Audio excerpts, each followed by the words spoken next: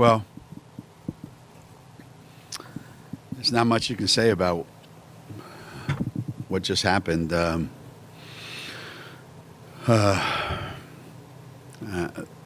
Right from the opening tap, we just had a look and a feel about how we were playing and what we were trying to do. And I thought our defense was spectacular right from the opening possession, and it stayed that way pretty much throughout the whole game. I couldn't be happier for this group. They had a lot of question marks going into the season, and maybe they didn't have any in their own minds. Everybody else did, including me. But they seem to have answered every single one of those questions, and they deserve to be in the Final Four. They've earned it. I'm proud of them, and I'm happy for them. Okay, we'll take questions of student athletes. We have 2 mic holders. If you have a question, please raise your hand. We'll start with Rich in the front. For both Kia and Gabby, did you guys have to take ownership of this team early on to ensure you guys were going to have the kind of success that you wanted to have? Our transcribers, could Kia go first, please? Well, I think both of us were forced into leadership roles because we were becoming the older guys on the team. And I think that was a challenge that we accepted. And I'm extremely proud of how Gabby stepped up into the challenge and has done a great job all season, being vocal. This is a thing that neither of us have had to do at all in our careers. And to have done it with the help of the coaches and the help of, some of the players who've come before us and taught us the way, I think it's becoming more of a habit for us now. Gabby? Yeah, just going off of what Kia said, we were just kind of thrown into this role. Those guys did everything for us last 2 years. But the thing about them, too, is they showed us and they taught us how to do it ourselves. So they knew that once we got into this position that we would be ready for it because they showed us how to do it. Any questions, further questions for you guys, student athletes? Doug in the front. For both of you guys, Coach kind of said it, how this was a special time getting in the Final Four since everyone except for you guys thought you might be struggling more. Does it make it sweeter than maybe the last couple where you kind of knew you guys were going to get there? It was a much better chance, whereas this year, not that you had to earn it, but less was expected from everybody except for you guys to get back to the Final Four? Gabby, could you go first this time, please? Yeah, it feels really good. And I think with us, too, we've seen it, every day in practice. We see things that other people don't see. So I guess for us, it's not as surprising. But we did definitely still surprise ourselves. And it feels good that we were able to fill in those shoes. Kia, please. Going off of what Gab just said, obviously, this is a special one for us to be in this position when people didn't think we were going to be, and for us to have played as well as we did today to get there. It's a good feeling. We have any other questions for you student athletes? Tim? Gabby, when you came off the court against UCLA, wasn't a lot of smiles. You guys said that last couple of minutes was tough. Was there a conscious effort to really come out, hard tonight? Yeah, we always want to throw the first punch, and it was kind of like we didn't want to give them any hope. And, we were lucky enough to come out to a good start, and I think we executed our game plan really well. The key was not letting them back in because that team really knows how to fight. So we just had to stay tough. Go with Howard and then Erica. Question for both Tia and Gabby, actually. When Stewie would talk about what her goals were, it was in terms of trying to be as close to perfection as possible. I'm wondering if both of you view it that way, and do you feel that this season has lived up to those goals? Kia, why don't you go first? Well, where we are and the position that we're in the school that we go to, perfection is a word that gets thrown around a lot. And I think that starts in practice when we do drills where we have to make a certain number of shots in a row without any mishaps, without any balls being thrown out of the place. And I think for us to have a season like this, to have done it the way we did it, I'm proud of the team. I'm proud of how we stuck through it and how we worked to get to where we are today. Gabby? Yeah, I think sometimes it doesn't feel perfect, and the coaches kind of put the pressure on us. And you know, we lose a lot in practice. And I think that's where that kind of perfection idea comes from, because we just have such high standards for ourselves, and the coaches put so much on us so that when we get into the game, it's easier almost. It's fun. Erica?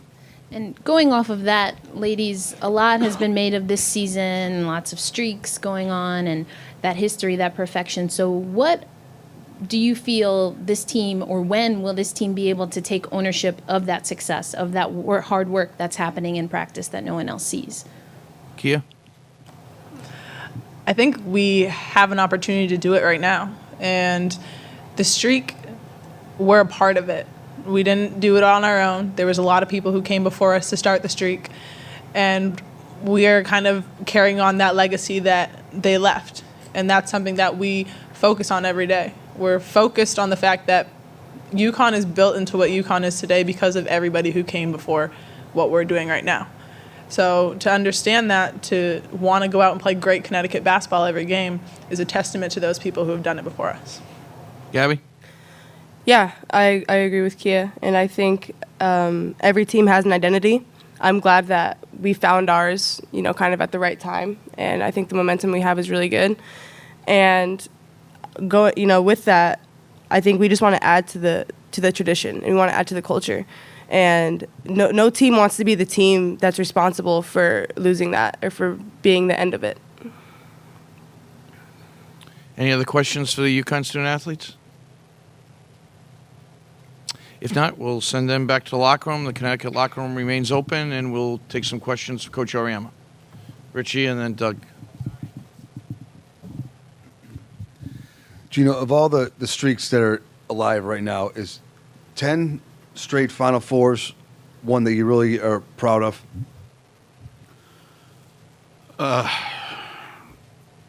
Yeah, I mean, it's hard to put it into any kind of context, you know. I mean, it's I don't know what the previous record was, you know, so I don't have anything to compare it to, but it's such a hard feat to accomplish in so many ways, you know. It only takes one loss, you know. You're not playing best out of 5 or, you know, best out of 7 or, you know. So in all those 10 years, all it took was one loss at the wrong time during March, and you're out. So for us to have gone 10 months of March in a row and not having lost a game through a whole different cast of characters over all that time, that's pretty darn good. That is pretty darn. That's probably more than anything what really hits home for me. Doug? You know, along those lines, I mean, you kind of said it before, but so little or so much less was expected from this group coming into the season by everyone but them, and to have them get back to the Final Four and keep that streak going, does that make it more special in a sense than some of the others where you kind of knew that you were expected to get there and win a championship, whereas this group had less expectations from everybody else? It has a certain pattern to it, the seasons, and there's themes that run through seasons, either because a team wants an identity or because it's cast upon them, you know. So it seemed to me like these last couple have been all about Stewie and that group and her commitment to saying, I want to win 4 national championships. So that became the dominant theme. And these guys were like a part of it, you know. And it became about 4 in a row last year, you know, and never been done before, you know. All the great things that were going on, and rightly so, that became the thing. And because we had the 3 best players in the country, three of the best players in the country at their positions. It was like a foregone conclusion. And the players that we have today, for the first time in their careers, they've owned the whole month of March, the whole month of March. They weren't just along for the ride. It's theirs. And that's a huge step. As I told them in the locker room, that's a big step to go from riding in the back seat on a trip that you're going to all of a sudden you're in charge of driving the bus and you're responsible for getting us there. A lot of times people have to lose to learn how to win. And for them to just step in right where the other team left off and take immediate ownership of it, that says a lot about who they are. You know, I can't say enough about each and every one of them, but especially that starting five. I mean, there's just something unique about them right now that's going on, and they deserve all of it. And they don't have to share it with anybody. It's not anyone else's but theirs. And they're enjoying it. Let's go with Rich and then Marvin and then Mel. Nafisa's obviously been great all year.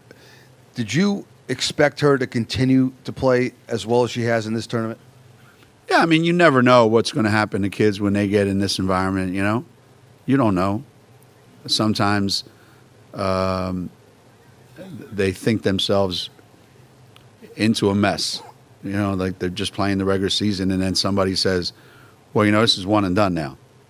We don't have 3 games this week and 3 games next week. You lose one and you're out. Sometimes that does funny things to players. So, you know, I don't know. I didn't know what to expect. But having watched Fisa play all year long, I can't describe what she does.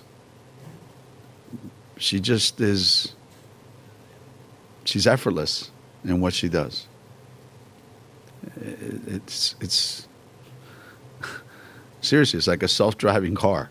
It's just effortless. She just goes. I mean, she's effortless on defense too, don't get me wrong. But, you know, the offense for her just comes effortless. I can't explain it. She'll take some shots. I'll just shake my head, and there's no way to explain what she does. It's unbelievable. She had a bad night tonight.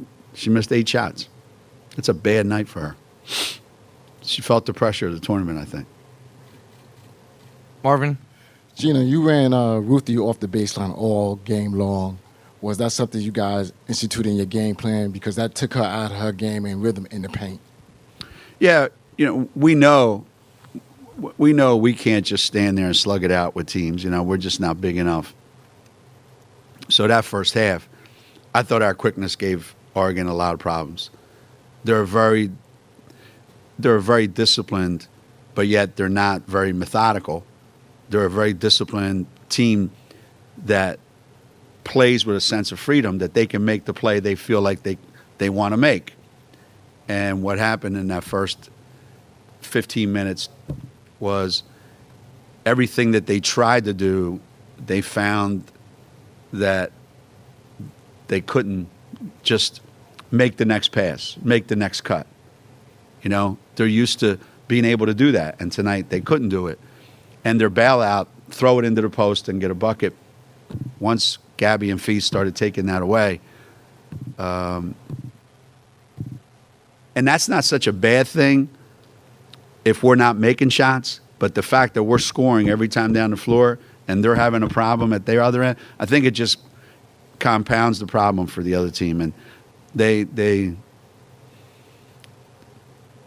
a really good team, but they struggled, and we made them struggle, not because they're a bad team. They struggled because we made them struggle. Mel, and then Doug, and then the last one will be Azar in the back. You know, when you, 2 things. One, when you talk about patterns, could you liken this, with one major exception, to 2003? After that whole group graduated, but of course you still had Diana and nobody else did. And also, when season starts, everybody says no All-Americans, and now you're getting 3. Yeah. On the votes. Yeah. Yeah, 2003, those first couple practices, that first week of practice, maybe the first 2 weeks of practice, I remember looking at one of our assistants and I thought, we're going to win a national championship. Because Diana had the ability to take 2 freshmen and 2 other kids that had never started a game and make them look like veterans. She did that to them. She elevated their game by who she was, the way she played, how she talked to them, how she led them. Going into this season, we didn't have anybody like that. So I didn't know what was going to happen. I didn't know who was going to be responsible for any of this stuff. And maybe that's the way it needed to be this year, so that they all had to depend on each other instead of all depending on one person. And they never were allowed to take a break because they all had to be there every night or we weren't going to be able to do what we've done. So, them becoming All-Americans, they earned it. Their reputation didn't get it for them, they played at UConn, so they get special treatment. They earned it this year. They played the best schedule. They beat the best teams, and they did it under the glare of the lights that they play under all the time. And, maybe Gabby should have made first-team All-American as well. I don't know, on the AP. I know it's a lot to ask to get 3 kids on the top 5. But the fact that those 3 were 3 of the top 10 players in the country, they earned it, and they deserve it. Connecticut locker room's open for about another 7 minutes. We'll have 2 final questions for Coach from Doug, and then Azar in the back. Thank you for the AP shout out. Speaking of the AP. Appreciate it. I know you've had plenty of time to think about it, but playing Mississippi State on Friday in the Final Four, I'm guessing you probably watched some of the game last night. What are your thoughts about that I watched the whole game last night. That's not the same Mississippi State team we played last year here. That's a whole different team. They have a lot of the same players, but that's a whole different team. They looked amazing last night. I mean, going into the NCAA tournament, I thought Baylor had the best chance of winning based on if you check all the boxes and say, here's what you need to win. You need size, you need experience, you need athletic ability, you need a good guard play. You have to have depth. So when you check up all the boxes, you would go, wow. I mean, they're the only team that has all that. And for Mississippi State to keep answering and keep answering and keep answering and keep answering the entire 40 minutes, that was an amazing performance. So we're playing the same team we played last year in the regionals, but we're not playing the same team. I think Vic should have been Coach of the Year. That was an amazing performance that team put together last night. Last question on the regional in the back. Azar from MV Magazine. Obviously, your scoring is noticed. The turnovers, defensive-wise, is noticed. Can you speak about one thing that's probably wasn't noticed tonight is probably the rebounding, which took away a lot of their second-chance shots and created more opportunities for you that probably is not going to show up on the stat sheet. Yeah. We talk a lot about rebounding at both ends is really the key to every game, if you think about it. What did they shoot today? They shot 42% against us.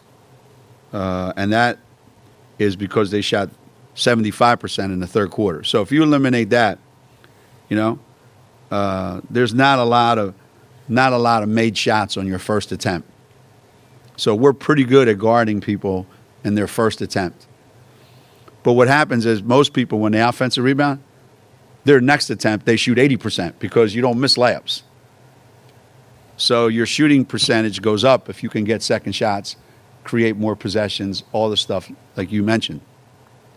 So if we can limit people to one shot, it's really hard to score a lot of points against us. So the game plan today was we weren't going to give them a lot of threes, and we weren't going to put them on the free throw line. They shot 4 free throws, and they made 5 threes. So normally they get about 30 points from the three-point line and the foul line, and today they got 18.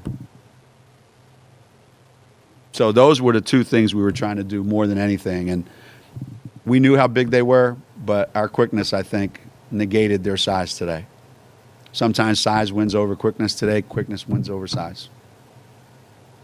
Okay. Thank you, Coach. Good luck in Dallas. Thank you, guys. Thanks, Gino. All righty.